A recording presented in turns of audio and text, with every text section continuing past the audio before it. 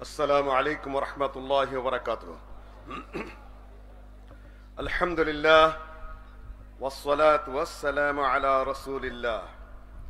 أما بعد فأعوذ بالله من الشيطان الرجيم.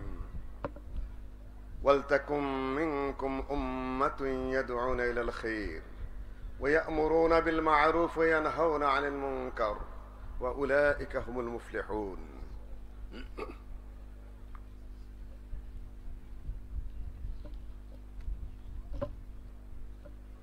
রাজশাহীর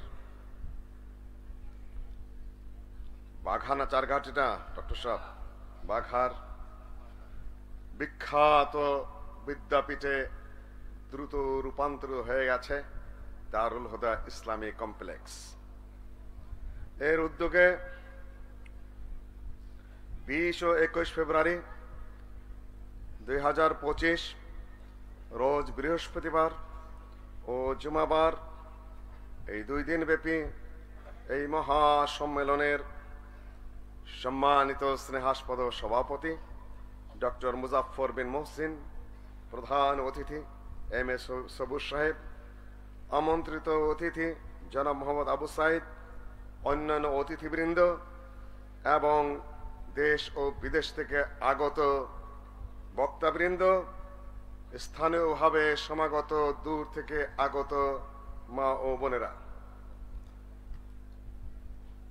এই সম্মেলনের বিশেষ বৈশিষ্ট্য আরব দেশ থেকে মেহমানগণ এসেছেন, নেপাল থেকে মেহমানগণ এসেছেন পাকিস্তান থেকে, এসেছেন কাশ্মীর থেকে, আল্লামা আনোয়ার শাহ কাশ্মীরের বংশধরের লোকেরাও এসেছেন। ভাগ্যের কি তাকদীরের কি খেল, বেচতা হয় তেল, একটা কথা আছে, এখানে তেল বেচে না। আনোয়ার শাহ কাশ্মীরের নিকট আত্মীয়রাও আহলে হাদিস। এটা আমি সারা দেশে এখান থেকে আমি জানিয়ে দিচ্ছি। যে মেহমানরা এসেছেন তাদের জন্য আরবি একটা কবিতা প্রযোজ্য। ইয়া দাইফানা লাউ সুরতানা লাওয়াজাদতানা বুয়ুতাকুম ওয়া আনতুম রাব্বুল মানজিলি। ইয়া দাইফানা লাউ সুরতানা লাওয়াজাদতানা দুয়ুফাকুম ওয়া আনতুম রাব্বুল মানজিলি। বুলবুল হাজার দাস্তা, শিরিন জবা, उलमा इकराम, मुफक्किरीन एज़ाम, ये सब यहाँ हाजिर हुए हैं। अहलन व सहलन। সম্মানিত উপস্থিতি, আপনারা এখানে উপস্থিত হয়েছেন সময়ের এক যুগ সন্ধিক্ষণে। আগের উর্দু ভাষায় যিনি চমৎকার শক্তিশালী বক্তব্য দিয়ে গেলেন, ডক্টর মুজাফফর বিন মোহসেন একটু দৃষ্টি আকর্ষণ করলেন বাংলাদেশ জমিয়তে আহলে হাদিসের সম্মানিত প্রেসিডেন্ট বন্ধুবর প্রফেসর ডক্টর আব্দুল্লাহ ফারুক সাহেবও সামান্য কিছু কথা বলে মাইক ছেড়ে দিলেন। আমি আপনাদের সামনে এই যুগ সন্ধিক্ষণে মাত্র কয়েকটি কথা উপস্থাপন করব। 1 নম্বর কথা, যেটি আমাদেরকে শিক্ষা দেওয়া হয়েছে এবং যেটা বাস্তব, সেটি হলো আহলুল হাদিস নতুন কোন ফিরকা নয়, নতুন কোন মাযহাব নয়, নতুন কোন মতবাদ নয়, নতুন কোন ইজম নয়, সোজা কোরআন সুন্নাহ এবং সাহাবীগণের পদ্ধতি। এটা আপনারা মাথায় রাখবেন। মা আনা আলাইহি ওয়া আসহাবির যে দল, সেই যে গ্রুপ, সেই যে তায়েফা, লা তাযালু তায়েফাতুম মিন উম্মতি মানসুরিনা আলাল হক লা ইয়াদুররুহুম মান খাযালাহুম ওয়ালা মান খালাফাহুম হাত্তা ইয়াতি আমরুল্লাহি ওয়া হুম কাযালিক। সহিহুল বুখারীতে কিছু অংশ এসেছে, সহিহ মুসলিমেও এসেছে। তবে আপনারা প্রশ্ন তুলবেন, সারা পৃথিবীতে স্লোগান হচ্ছে অন্য দলের, চিৎকার হচ্ছে অন্যদের, দেশের মাঠঘাট কাঁপাচ্ছে অন্যরা, তাহলে এই তায়েফা কারা? আমি বলবো, সেদিন জমিয়তে আহলে হাদিসের আন্তর্জাতিক কনফারেন্সে বলেছিলাম যে আলেম যদি না থাকে ইসলামের নামে চিৎকার করে কোন পর্যন্ত যাবেন? ঠিক মতো আপনারা বুঝে নেন কথাগুলো।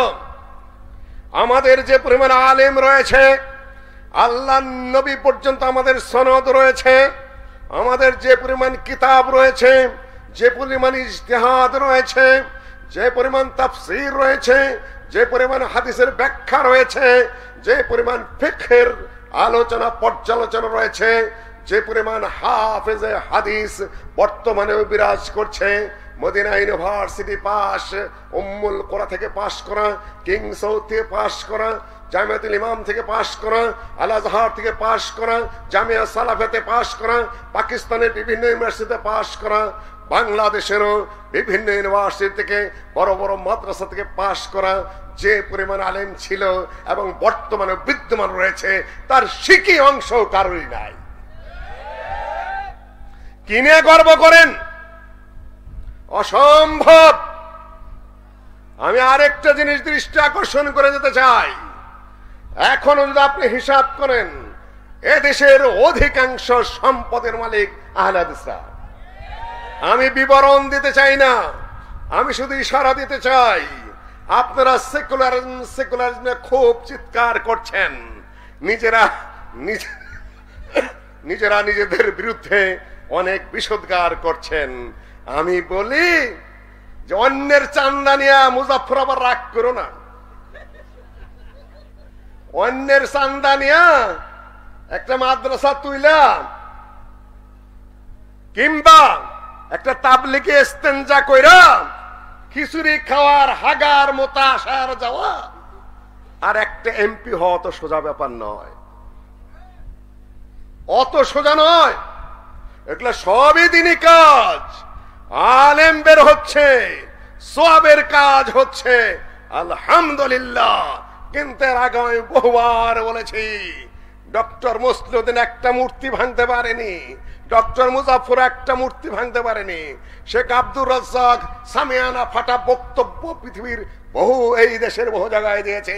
কুল জাল হক ওয়া যাহাকাল বাতিল ইন্নাল বাতিলা কানা যাহুকা। আল্লাহর নবী টোকা দিতে থাকলেন, মূর্তি পরে পরে ভাঙতে থাকলো। কয়টা ভাঙতে পেরেছেন? ভাঙলো কে? ভেঙেছে কে মূর্তিগুলা বলেন? আল্লাহর নবী কত সালে ভেঙেছেন? 8ম হিজরিতে ভেঙেছেন। বিজয়ী বেশে, মাথায় হেলমেট পরে, বুকে বর্ম পরে যখন তরবারি নিয়ে মক্কা বিজয় করেছেন, কুরাইশদেরকে পরাজিত করেছেন, তখন কুল জাল হক ওয়া যাহাকাল বাতিল। আপনি কোথায় আর আমি কোথায়? সম্মানিত উপস্থিতি, পরিবেশের পরিবর্তন হয়, আল্লাহ করিয়ে দেন।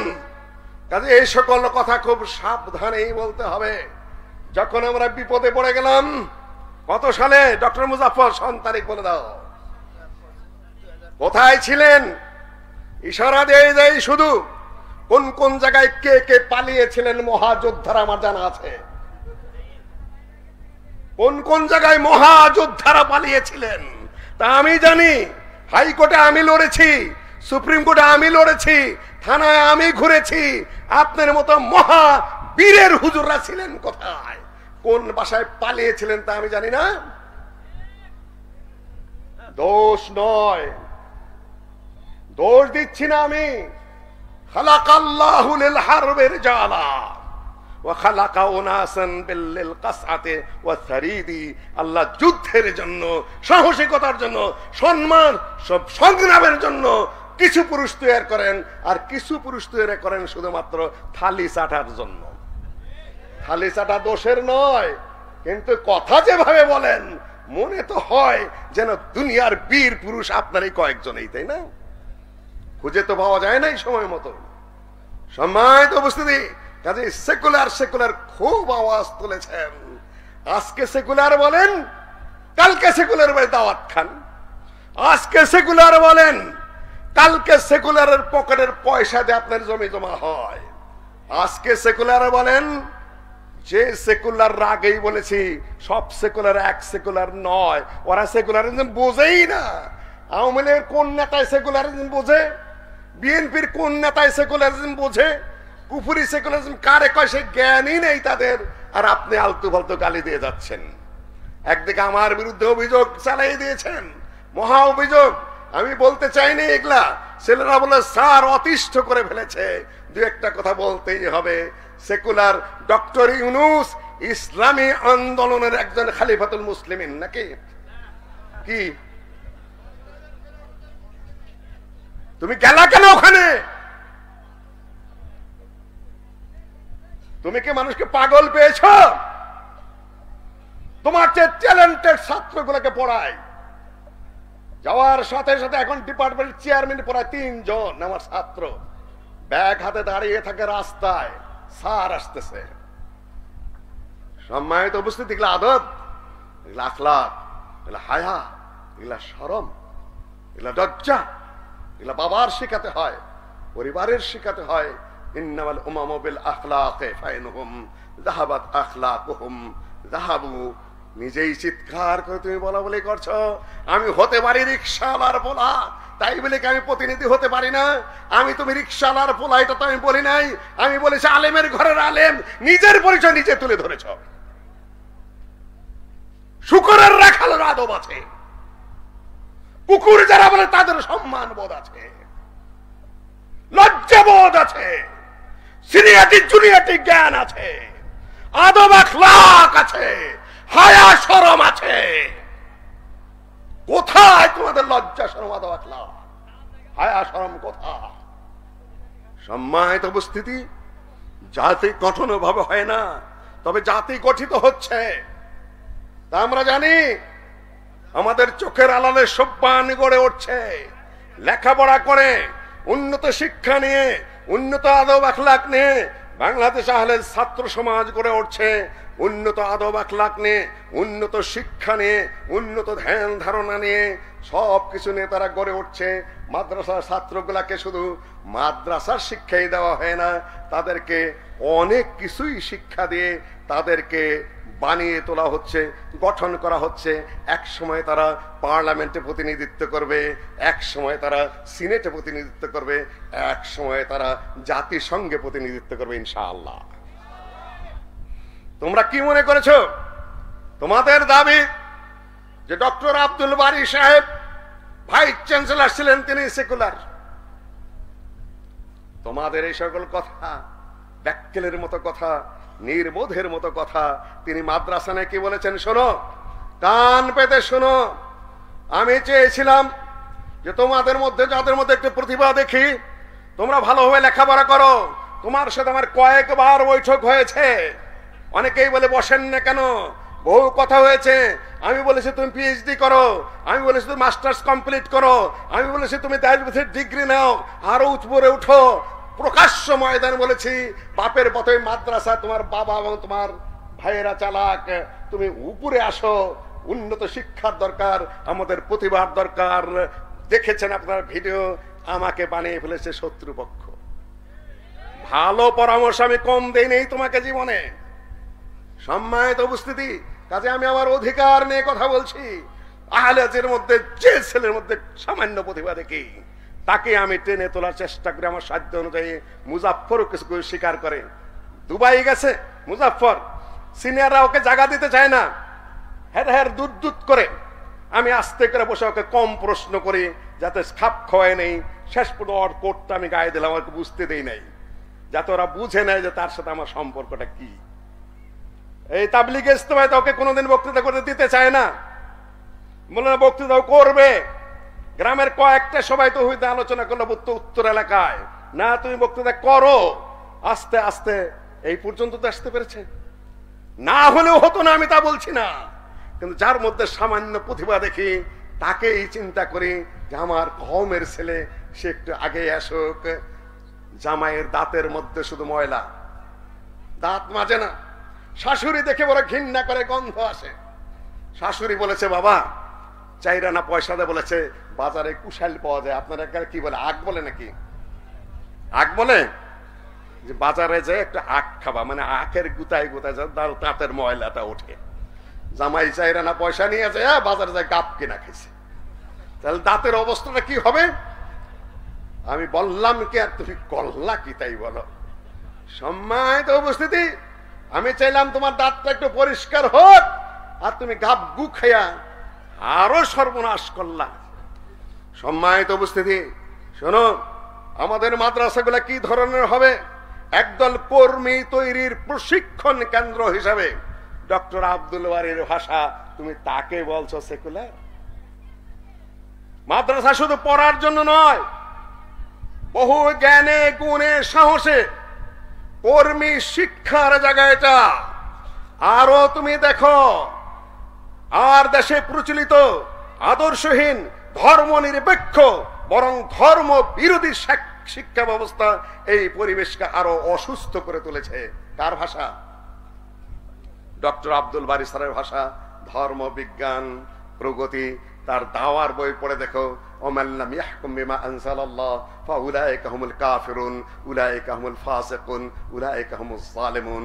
এই আয়াতের ব্যাখ্যা করতে গিয়ে তিনি ইংরেজদের একটা কথা নিয়ে এসেছেন, it makes no difference whether those who prevent the performance of Islamic systems and Islamic rites are infidels in practice and in personal life and practice, or infidel in name but or Muslim in name but infidel in their infidels in their practical life. যারাই পৃথিবীর বুকে মুসলিম হওয়া সত্ত্বেও রাষ্ট্রীয় ক্ষমতা পেয়ে Islamic বিধিবিধান বাস্তবায়ন করে না, তারা হয় নামে কামে উভয় দিক থেকে নাস্তিক, না হলে নামে মুসলিম কামে নাস্তিক। কার কথা? কার কথা? তুমি কাদের বিরুদ্ধে মুখ চালাও?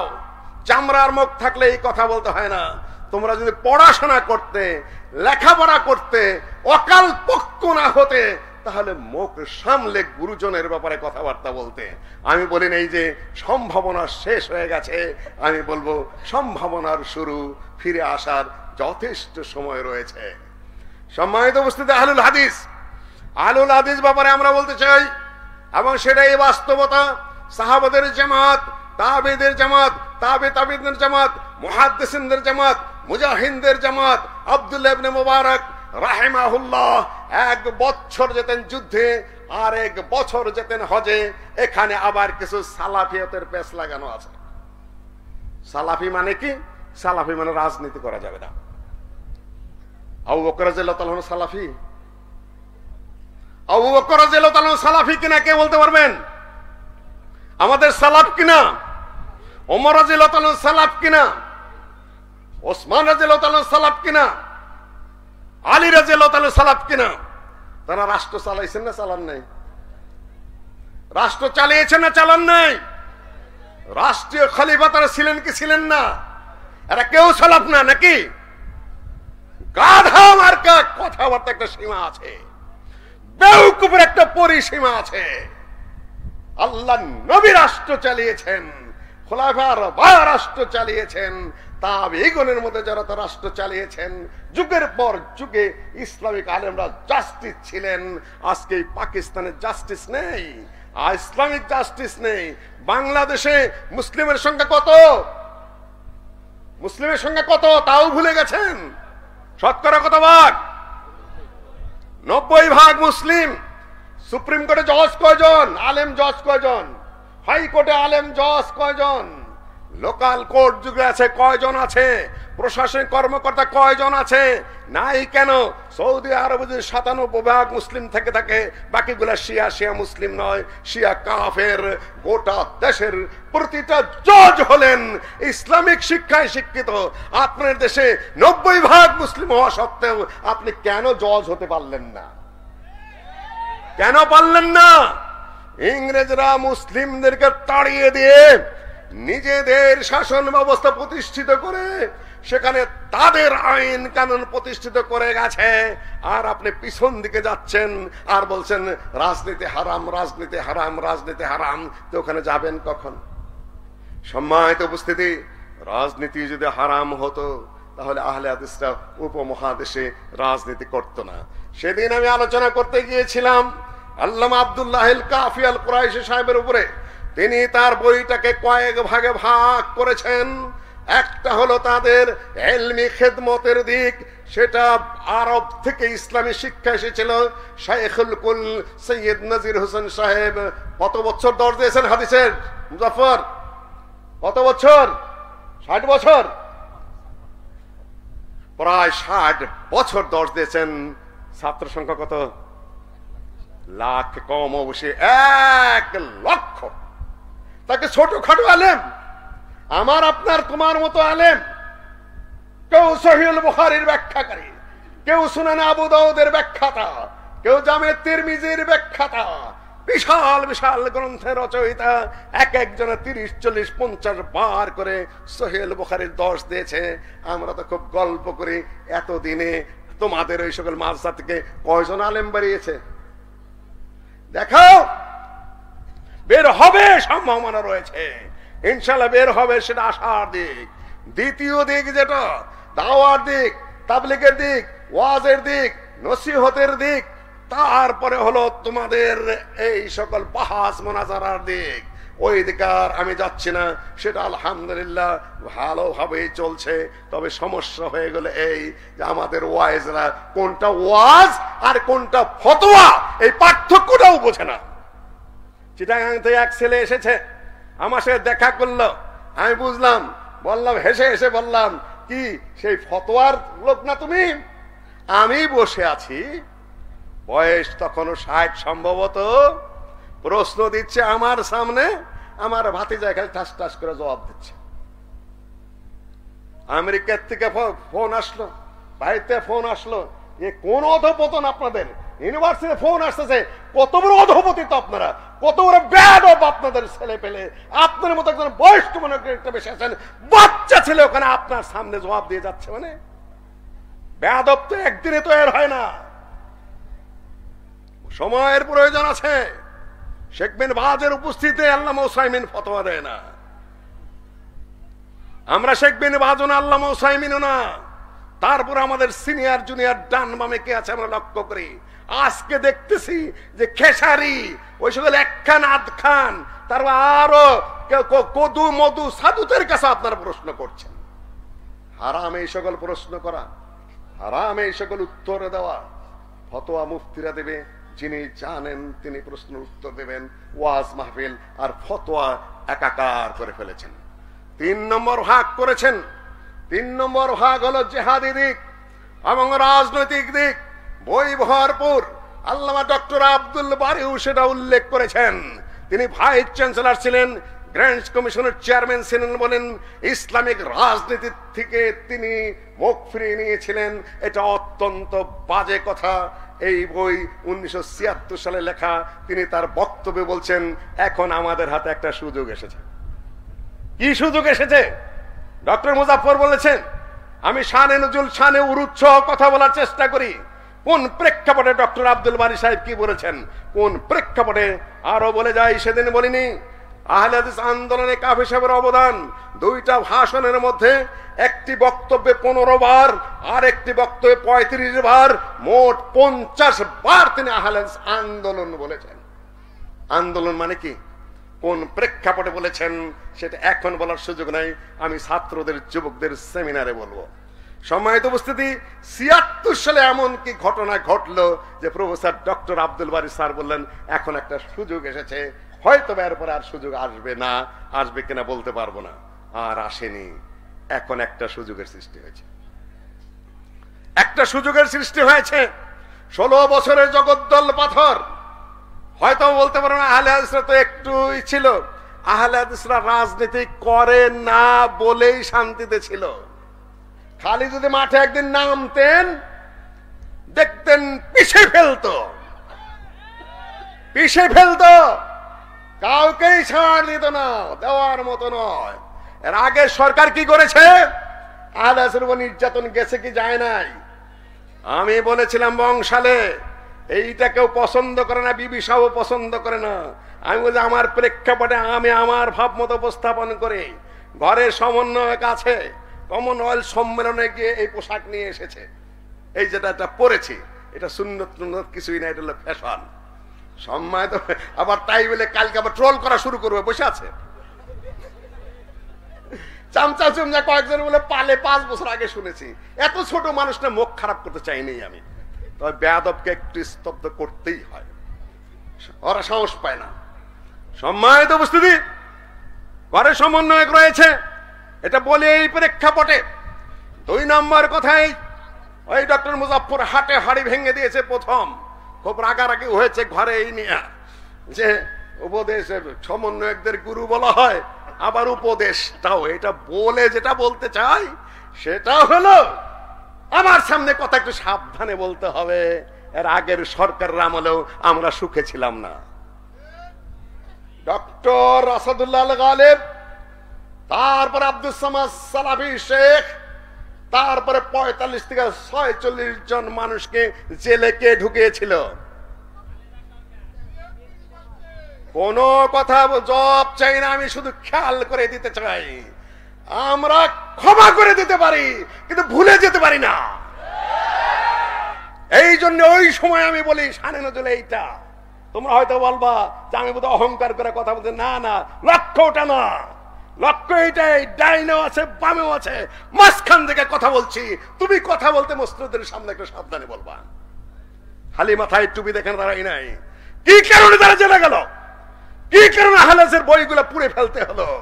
কি কারণে সারা দেশে আমিন রফল আদান বন্ধ হয়ে গেল? কারা করেছিল? সামনে খুব সুখকর কিছু আমি লক্ষ্য করছি না। তবে এখন সুযোগটা কিসের সৃষ্টি হয়েছে? সুযোগ সৃষ্টি হয়েছে কথা বলা। আমরা কথা বলতে পারছি, আমরা দৃষ্টি আকর্ষণ করতে পারছি, কিন্তু যে লাউ সেই কদু ওগুলো আমরা স্পষ্ট ভাবে বুঝি।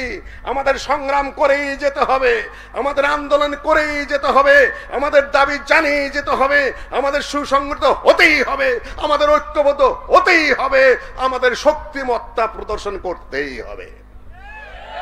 বসে থাকার কোনো উপায় আমাদের নেই।